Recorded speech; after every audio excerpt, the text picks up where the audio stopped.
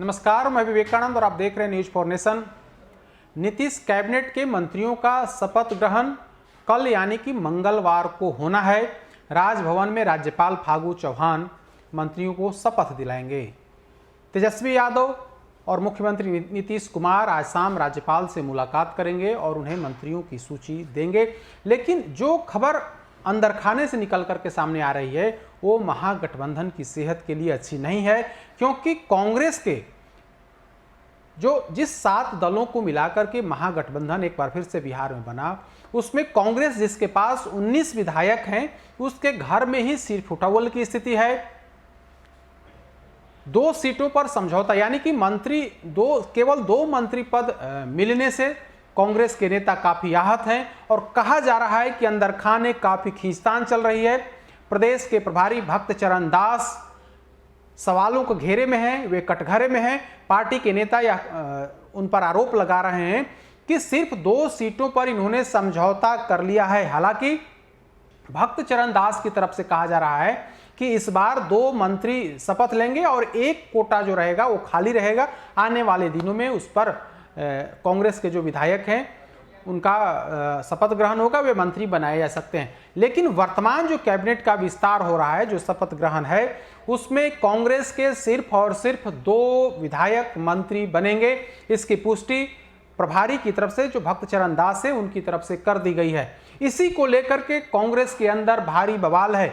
आज आपने तस्वीर वो देखी कि सदाकत आश्रम में किस तरीके से कांग्रेस कार्यकर्ताओं ने भक्त चरण दास को लेकर के अपशब्द बोले, काफी हंगामा किया, गाली गलौज किया। तो यह सब कुछ सदाकत आश्रम में होते रहा। भक्त चरण दास अंदर वहां पर बैठे हुए थे। कुल मिलाकर के जो दावा किया जा रहा है, जो कहा जा रहा है कि इस बार जिन 2 लोगों को शपथ दिलाया जाएगा, जो मंत्री बनेंगे, उसमें भक्त चरण दास ने अल्पसंख्यक और दलित कार्ड खेलने की कोशिश की है। कहा जा रहा है कि जिन 2 नामों को तय किया गया है उसमें अल्पसंख्यक कोटे से शकील अहमद खान मंत्री बन सकते हैं, उनके नाम पर मुहर लगी है, ऐसी जानकारी निकल करके सामने आ रही है। ये अल्पसंख्यक चेहरा है, पार्टी के वरिष्ठ नेता हैं। और दूसरा जो नाम है वो राजेश राम या फिर मुरारी गौतम, इन्हीं 2 लोगों में से एक लोगों को मंत्री बनाया जाएगा। हालांकि कांग्रेस की तरफ से अधिकृत तौर पर यह नहीं कहा गया है, लेकिन जो जानकारी निकल करके सामने आ रही है उसमें मुस्लिम और दलित का समीकरण कांग्रेस की तरफ से खेला गया है। जो फॉरवर्ड कास्ट यानी कि अगड़े लोगों को, जो अगड़े विधायक थे, जो मंत्री बनने की रेस में थे, उनको पूरी तरीके से साइडलाइन कर दिया गया है। कहा जा रहा है कि इस बार सिर्फ दलित और मुस्लिम चेहरा ही कैबिनेट में शामिल होंगे। अगड़े को पूरी तरीके से बाहर का रास्ता दिखाया गया है। कहा जा रहा है कि पहले जो मंत्री बनने की रेस में विजय शंकर दुबे और दूसरे जो नाम थे वो सीएलपी लीडर अजीत शर्मा भागलपुर से विधायक हैं। विजय शंकर दुबे पार्टी के वरिष्ठ नेता हैं, पूर्व में भी मंत्री रह चुके हैं। राबड़ी देवी के शासनकाल में ये निबंधन मंत्री थे। तो इस लिहाज से इन दोनों की संभावना थी कि इन दोनों में से किसी एक को मंत्री बनाया जा सकता है। लेकिन अंत समय में बिहार प्रभारी भक्त चरण दास ने खेल कर दिया और पूरे तौर पर मुस्लिम और दलित पर इन्होंने दांव लगाया है।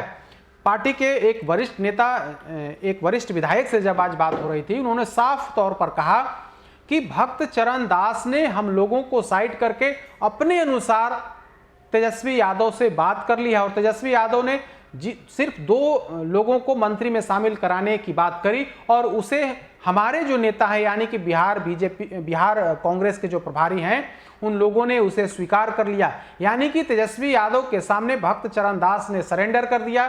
ऐसा कांग्रेस के विधायक ही अब कहने लगे हैं, अभी पर्दे के पीछे से कह रहे हैं। लेकिन जिस तरीके की हलचल कांग्रेस में है, शपथ ग्रहण के बाद बिहार कांग्रेस में बड़ा भूचाल आ सकता है, क्योंकि 2 सीट पहले कहा जा रहा था कि 4 विधायकों पर 1 मंत्री का पद दिया जाएगा।